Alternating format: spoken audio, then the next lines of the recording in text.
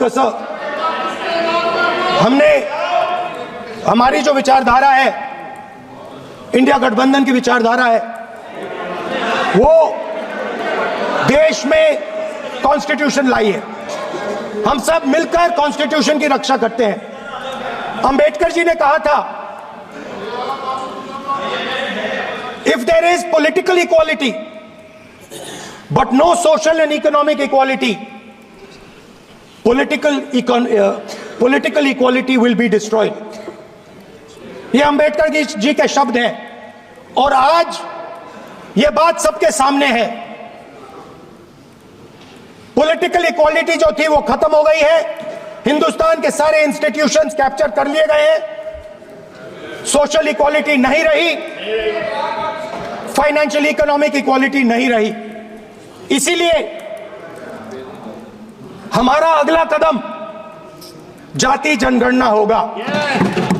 पिछली बार भी जब चर्चा हुई तब भी मैंने कहा था कि कुछ लोग संविधान तो हाथ में लेके घूमते हैं, लेकिन ये नहीं बता पाए कि उसके पन्ने तक कितने हैं, क्योंकि उन्होंने कभी खोला ही नहीं।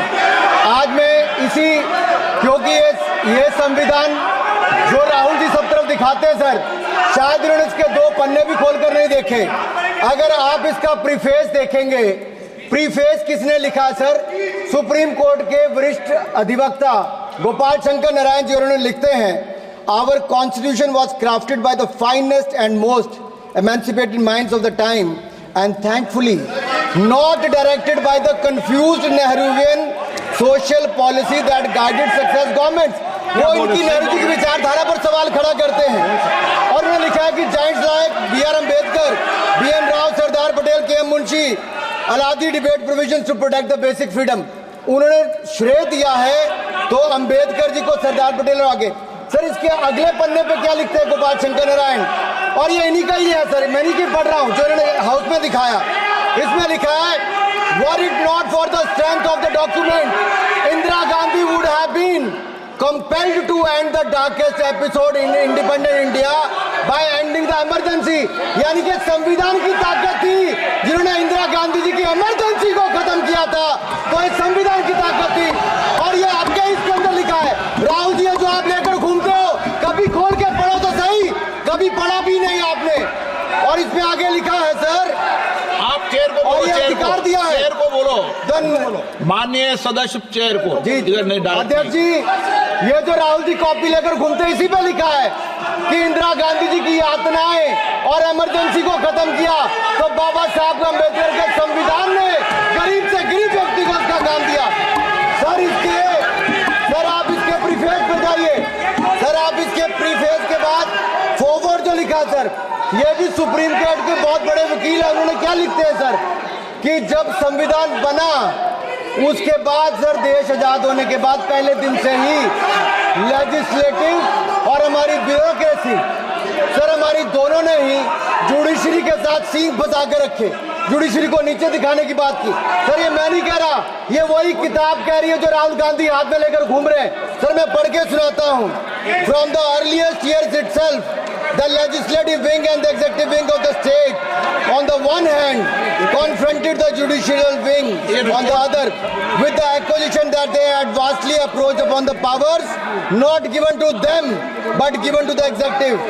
The then law minister on 28th October 1976 issued a strident warning to the judges of the Supreme Court and I quote, sir मैं quote कर रहा हूँ, an atmosphere of the confrontation was sought to be created by those whose duty it was to see that they did not encroach upon the field which did not legitimately belong to them. Nothing should be left undone now to ensure that such a situation did not recur. If even after the amendments confrontation continues, then I think it will be a bad day for the judiciary.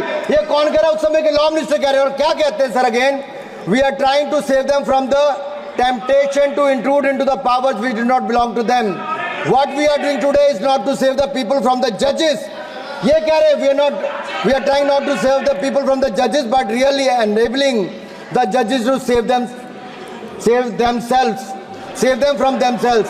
This was said during the emergency which hit the nation like tsunami and brought about the realization the constitution could not be subverted. Sir अगर ये संविधान जो बाबा साहब अम्बेडकर ने दिया उसी ने देश को बचाया। राहुल जी कभी इसको पढ़कर देखिए, गांधी परिवार और कांग्रेस पार्टी का पूरा कारनामे इसके अंदर लिखेंगे, कैसे आपने धज्जियां उड़ाई। एक तो एक, दूसरा ये जो कहते हैं बीजेपी के लोगों को सर ये मनगढ़ंत आरोप, सर ये अंगूठा काटने की बात करते हैं। इनके राज में सिखों के गले काटे गए, सिखों के कत्लेआम किया गया, सिखों के बाद दंगे सबसे ज्यादा हुए तो कांग्रेस के समय हुए। और आपको देश से माफी मांगनी है, अगर आज भी नहीं मांगेंगे तो संविधान जितना मर्जी जेब में डालिए। आप संविधान को जेब में लेकर घूमते सर, इन्होंने संविधान को तार-तार करने का काम किया है। इनको देश से माफी मांगनी चाहिए। मुझे आपका संरक्षण इसलिए चाहिए था कि झूठे आरोप लगाने बंद करे। यह संविधान की रक्षा आपने कभी नहीं की। इमरजेंसी जैसा कालखंड आया और संविधान को बार बार तार किया, संशोधन किया, तो आपने और आपकी पार्टी ने किया। धन्यवाद सर। श्रीकांत शिंदे। धन्यवाद अध्यक्ष जी। There cannot be anything farther from truth than that assertion. Sir, not once but 2 times Baba Saheb Ambedkar's electoral chances was thwarted by the Congress and the Communists working together. And Savitri Ambedkar, in her book Reminiscences of My Life with Ambedkar, notes that S.A. Dange, upon the instructions of Pandit Nehru, worked overtime to defeat Ambedkar in both the by-elections. Make it brief. Make it brief. Speaker sir, I want to remind the nation that when Congress and the Communists were trying to defeat Ambedkar, when the Communist leader S.A. Dange gave the slogan, "Let your vote go waste, but do not make Ambedkar win," it was an RSS pracharak Dattopant Thengdi who was working to make Ambedkar win in the election as his election agent. These historical truths have to be brought in. Speaker sir, for a very long time, a big hypocritical drama has been conducted in this country where those who are the attackers of the Constitution have posed themselves as the champion of the Constitution. And this hypocrisy must be exposed, Speaker sir. For a very long time, this hypocrisy has continued. But those who have perpetrated innumerous attacks on the Constitution, destroy the very soul of the Constitution, these people today are posing as the champions, as the protectors of the Constitution. Speaker sir, the very first attack. Speaker sir, in a few minutes I will conclude, but this hypocrisy must be exposed. Speaker sir, the DMK gave us big lectures here on secularism. Their leaders speak of eradicating Sanatana Dharma, and we should listen to these speeches of secularism from them. The DMK leaders, the leaders from the DMK, Speaker sir, are speaking about constitutional morality. On 26 November 1957, their fountainhead station Periyar burnt the Constitution, and 200 of those followers were arrested. And from these people we have to learn lessons of constitutional history and morality. Speaker sir, the very first attack on the Constitution was made by Pandit Nehru when he curtailed the freedom of expression of people.